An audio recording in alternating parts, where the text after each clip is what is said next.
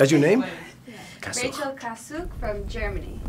How did you get to the idea of SpongeBob, like under the water? I mean, what was the idea behind it? Well, the creator, Steve Hillenberg, he actually started out life as a marine biologist, and his first job was teaching, but he did a comic book to give to the kids in his class called The Intertidal Zone, and there was a character called Bob the Sponge, who was sort of the narrator, and it was all educational and, you know, these little quirky drawings. And then later, when he decided to go into animation, he worked on a show called Rocko's Modern Life, and when that was ending, he was trying to figure out he had all these ideas he wanted to pitch, but then one of the writers on Rocko's Modern Life saw his comic book and said, "That's what it is." Here's it. How did you get to being a part of SpongeBob?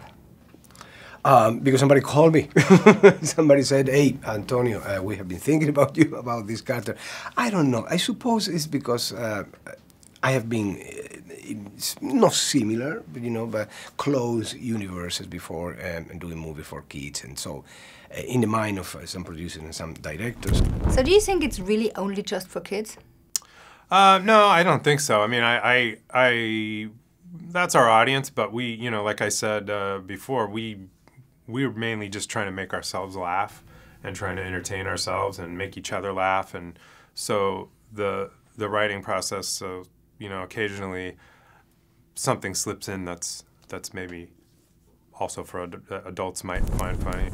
So why do you like to do animation movies so much? Is it because when your daughter was younger, you know, or is it because you feel like you can be the kid again? No, it doesn't have anything to do. I mean, that was a very recurring question all the time when I was doing, especially Spy Kids and the first Shreks and stuff, because my kids were still little at the time. But no, my decisions were not with that in mind. Even if I sometimes said, yes, but I was not even thinking probably when they asked me that. No, it has to do with a personal decision, you know, and the characters that you do in movies for kids are way more open. You can do a number of things that you cannot do in movies for adults. You know, you're feeling more free. I suppose that I didn't kill the kid that I had inside, and sometimes I just like to let him go and become silly and do things that, as I told you before, you know, I am allowed to do in a movie like that, but not in another type of product, you know. And if this is the only thing that I did in my life, probably I wouldn't like it.